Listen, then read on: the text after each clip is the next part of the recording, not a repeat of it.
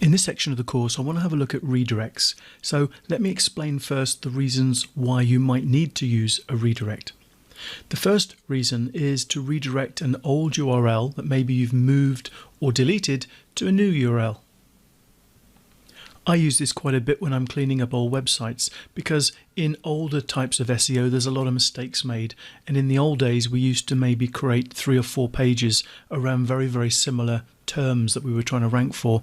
And so what I would do now is create a new definitive article that covers all of the terms that I want to cover in terms of SEO, and then I would redirect all of those old URLs to the new one. So I might have 5, 6, 10, 20, who knows how many URLs, all being redirected to a new URL, and Google will pick that new URL up and it will then start ranking for all the terms that all of the other pages used to rank for. Or that's the theory anyway.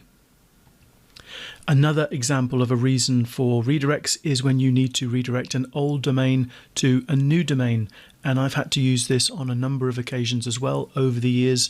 When Google has made changes, I've had websites penalized, and the only way to recover from that was to move the entire site to a new domain name. So there is another type of redirect. You can also redirect multiple domains to a single domain name. So if you have a company website and you want the .com, the .co.uk, the .org, and all of the other types of TLDs, the extensions at the end of the domain names, you want all of them, but you want them all to redirect to the .com, for example, then you can do that. You can have all of those domains all pointing with a redirect to a single domain, so that it doesn't matter if somebody tries the Australia site or the UK site or the Germany site, they will all redirect through to the .com. Another common type of redirect is when you need to redirect HTTP versions of your web pages to HTTPS. If you've done a conversion of an older HTTP to HTTPS site, then you'll know what I'm talking about, and this is a fairly simple redirect to do, but you don't want to have multiple versions of the same web page. The HTTP version of a web page is different from the HTTPS version in SEO terms, so you would always want to redirect the HTTP version to the HTTPS version. Another good reason for using redirects is to simplify tracking links. If I show you both of these links, they both point to the same web page. One is the actual URL of the web page. Over here, this udemy.com website.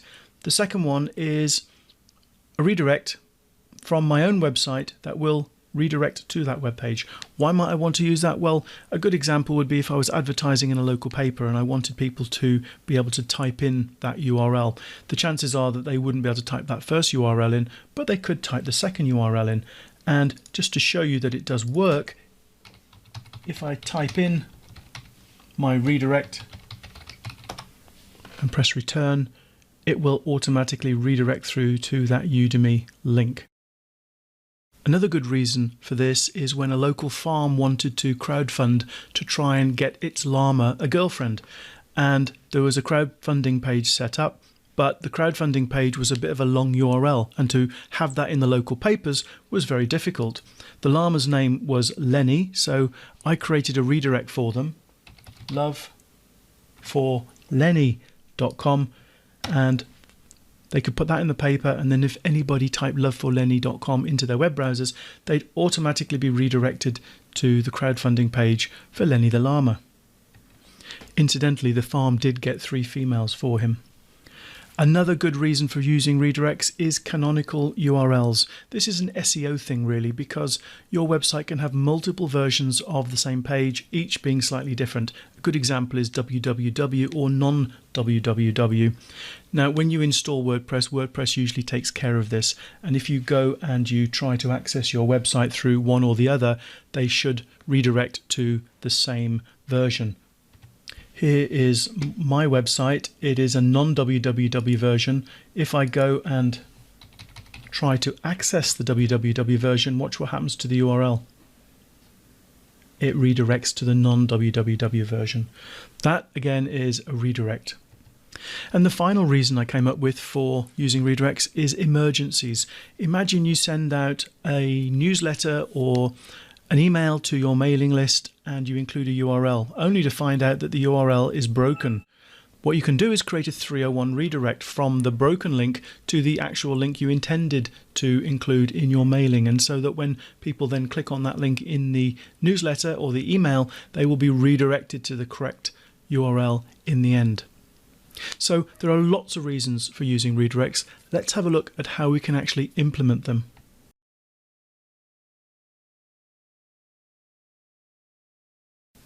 One of the most common types of redirect is a 301 redirect, and you use a 301 redirect when you want to permanently redirect one URL to another. For example, if a page moves or you rename a page, you can do a 301 redirect from the old page URL to the new one. That way any links going into the old page will automatically be redirected to go into the new page.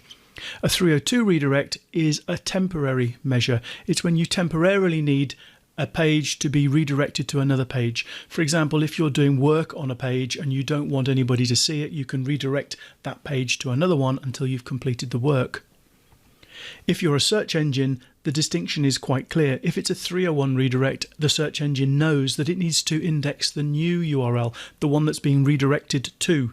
If it's a 302 redirect, the search engine knows that this is only a temporary measure, therefore don't de-index the old URL because that will be coming back at some point. Another type of redirect that you'll hear about is a meta refresh redirect, and this is operated on a page by page level. You can put a meta tag on a page that will automatically redirect to another page, but from an SEO point of view, it's not great. This is what the meta refresh looks like. You've got a meta refresh and you've got the URL that you're going to want to redirect to. The only time you would use one of these is if you didn't have access to an htaccess file, so you could do a 301 redirect or a 302 redirect, or you couldn't install a plugin that might do the redirections for you. Other than that, stay away from the meta refresh redirect. They have been used in the past for spamming by affiliate marketers who will show one version of a web page to the search engines and then automatically redirect the visitors to another one. Google doesn't really like them. They're not immediate redirects, so you'll get a long pause between the redirection, and they really are a last resort. The one I want to concentrate a little bit more on in this video is the 301 redirect. You can add them to an htaccess file. You may have seen these before, and 301 redirects can be done in a couple of different ways. One is to use something called regex, which stands for regular expressions, but this is an advanced topic, and this is what the code would look like that you would put into your htaccess file.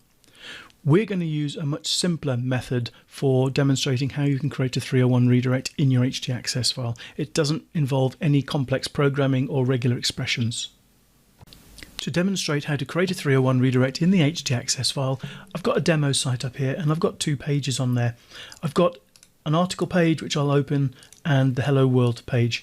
So what I'm going to do, just for the sake of this demonstration, is put a 301 redirect so that if anybody ever tries to come to the Hello World post, they're automatically redirected to this one. So what you need to do is to open the htaccess file, which you know how to do, FTP, or you can use File Manager in cPanel.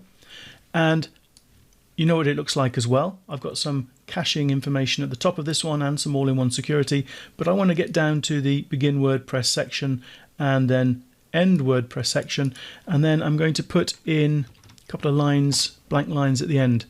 Now to do the redirect, it's fairly simple. We're going to type in redirect, then the type of redirect, which is a 301, and then we need to put in a couple of items here. We need to put a source URL and a destination URL.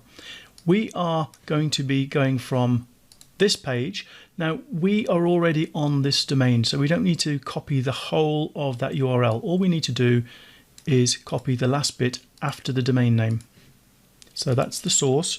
We want to redirect from that page and then go over to the destination page. Let's copy the entire URL there and paste that in. And then let's save the htaccess file. So that htaccess file has now been written to the server. Let's go back to the test site and let's click on Hello World and see what happens. Okay, we're automatically redirected to the gestational diabetes site.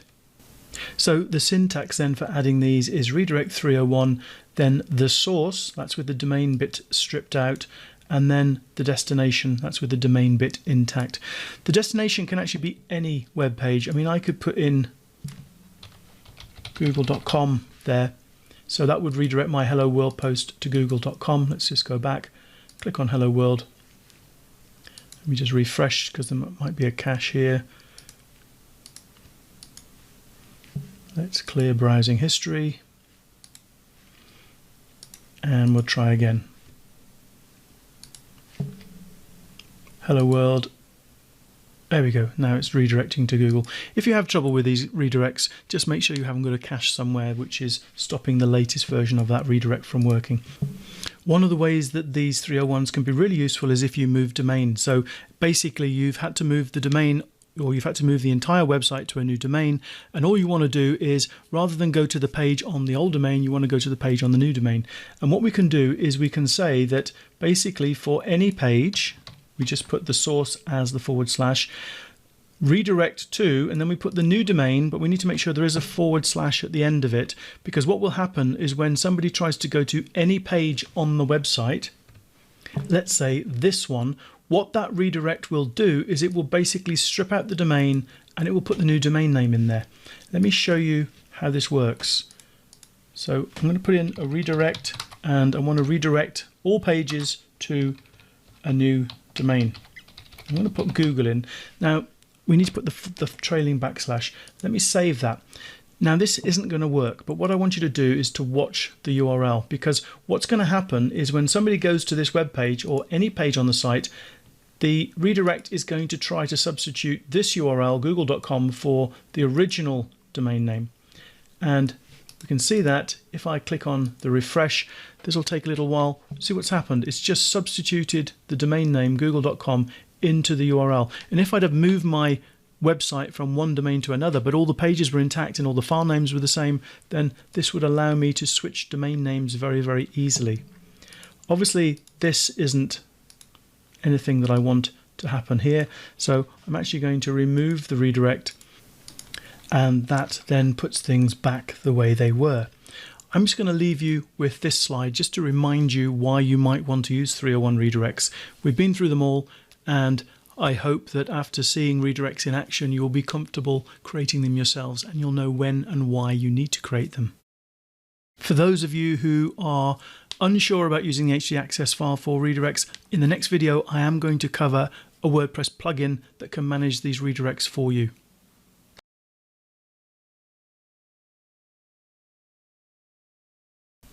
In the last video we saw how you can add 301 redirects to your htaccess file. That is still the way that I do it. It's the way I've always done it since even before the days of WordPress. But with WordPress you have an easier option if you want to take it, and that is to use a plugin. There is a plugin which I've heard very good things about, and I have tested it, and it's called Redirection. So let's go, and we're going to install it. I'm going to go to Add New Plugin and search for Redirection. And it's this one here by John Godley. So we'll install it. You can see it's been updated a week ago, 1 million+ active installs, really good reviews. Let's activate. And once it's activated, you'll find the redirection under the Tools menu. So let's go there, and you'll get a brief introduction to how this works. Essentially, you're setting up a source URL and a destination URL, and the plugin creates the redirect for you. I do recommend you read through this page and also visit the redirection website, because it will give you more instructions. We're going to only be covering the basics here, but you'll find a lot more help on their website through this link. Okay, so we're going to click on Start Setup, and the first checkbox here for the basic setup is Monitor Permalink Changes in WordPress Posts and Pages. This is really useful because if you change the URL of a post or page that is involved in one of the redirects that you create, then this plugin will automatically update the URLs so redirects continue working. So we want to keep that. The second item here is keep a log of all redirects and 404s, so you'll see a count at how many times redirects are used. You'll also get told about any 404 errors that are found and happening on your site. So let's check that. The final one is store IP information for redirects and 404s. We're getting into GDPR territory here, and you do need to be careful about storing IPs. If you've got it in your privacy policy and you're confident that covers you, then by all means do that. I'm going to leave it unchecked, and you need to really look a little bit more about GDPR, what it is and how it can affect you. So I'm leaving it unchecked. Click on continue setting up, and you'll see that what the plugin is now doing is it's checking for something called the WordPress REST API, which is basically a series of code that third parties can tap into.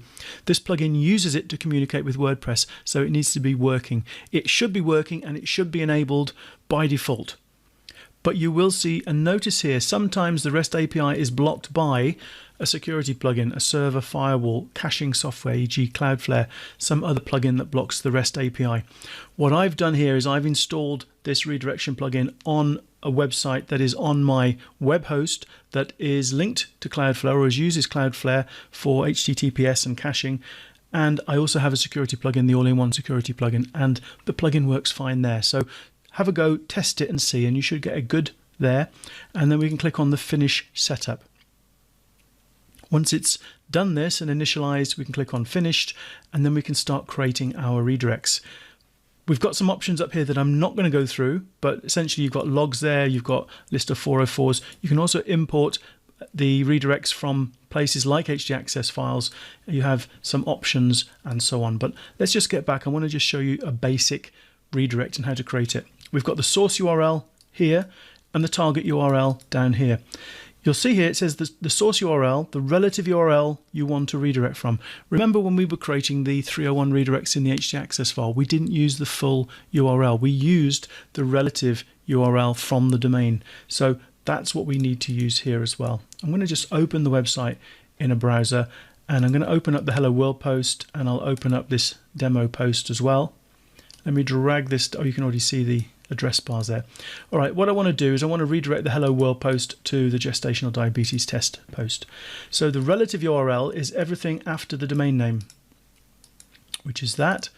And I'm going to put that into the relative URL box. The target URL is the complete URL. So we want it to redirect to this URL. That's exactly the same as when you created your own 301s for your htaccess. I'm not going to go through these options here. You can have a look at the website if you need to get more details on those.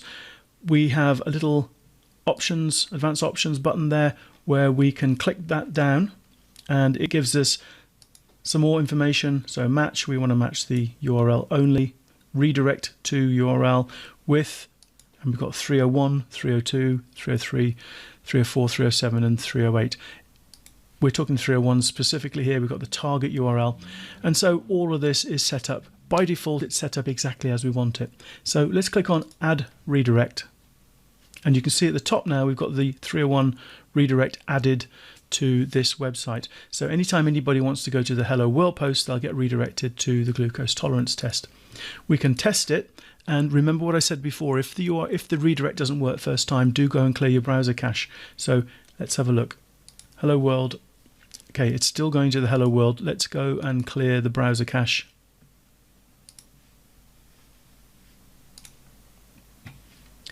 Close this down, and I'm going to just refresh this page because the redirect should still work.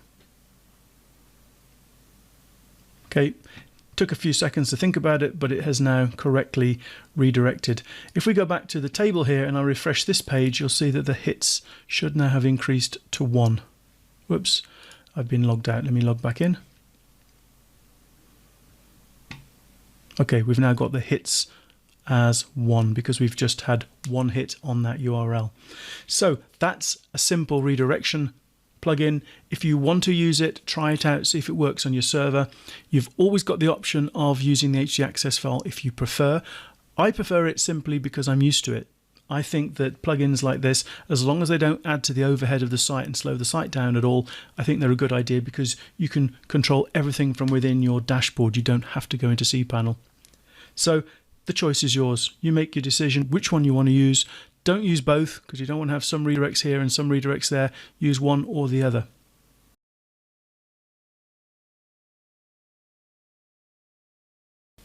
In the last video we looked at the redirection plugin, which is designed to redirect one URL to another URL using 301 redirects or 307 redirects or whatever type of redirect. In this lecture I want to look at a slightly different type of redirect plugin, and it's called Smart Links. It used to be called Pretty Links, and in fact if you still look and search for Pretty Links you will find it, because I think Pretty Links is now the company name. So this is Short Links by Pretty Links. When you install it and activate it, oddly enough, the menu item over here on the left will say Pretty Links, not Smart Links. So I think they're undergoing some sort of changes or evolution, but they're partway through it. And you can see Pretty Links is down here. And if I click on Pretty Links, you can see we've got a dashboard which will list all of the redirects that we set up. Now, Pretty Links isn't designed just to manage 301 redirects.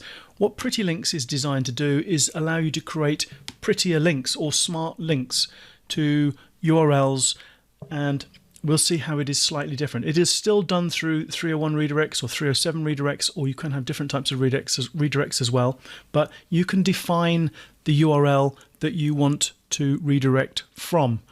Let's have a look at an example. In fact, before we do that, let's just have a quick look at this upgrade to Pro, because you'll see a few other features that you'll get with the Pro version. And the main one that I've used Pretty Links for is for, where is it? This one, redirect based on a visitor's location. And I would set up redirects for Amazon affiliate sites where somebody coming from America would be sent through my affiliate link to the Amazon.com.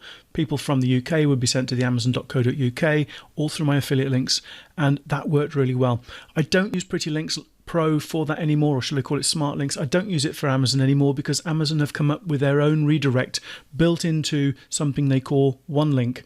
So if you're doing Amazon affiliate sites and you want to sell products on the American Amazon, the Canadian Amazon, the UK Amazon, German Amazon, Italian Amazon, and so on, then have a look at One Link from Amazon, because that does the same thing and it does it a little bit better. Other things you can do with the Pro version, you can protect your affiliate links by actually cloaking the redirects. I'm not going to go into that. You can also auto replace keywords throughout your site with Pretty Links. So you can say, I want instances of XYZ keyword to link to this product on another website or something like that. So it does have other features. We're just looking at the free version, although I have got another website loaded with a Pro version installed, and I'm going to show you a couple of the differences as we go through. But for now, you can create a Pretty Link by either clicking on the Add Pretty Link or Add New Link. The screen that opens gives you all of the options you need for creating your Pretty Links. We need an example, so to give you an example of when I might use a Pretty Link, here is a web page on one of my websites. It's an article, Is LSI Still Important in 2018? And it's got a video there. If I wanted to make it easy for somebody to visit this page, let's say through social media, or if I was to put an article in a paper or something like that, this URL is really long and I wouldn't want somebody to have to type it in. It's also quite a few characters, so if you're using something like Twitter and you want to reduce the size of your URLs, you could use that, although Twitter does have that sort of thing built in anyway. But let's say I want to redirect, that is my target URL. Now what I can do is I can create my own Pretty Link. It's come up with a suggestion there, it's just random digits, so that somebody could find this page by typing in holland.co.uk/M20J, but I'm going to call it LSI, why not? And I can put in a title for it.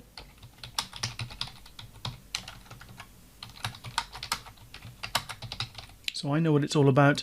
I can also put in some notes if I want to.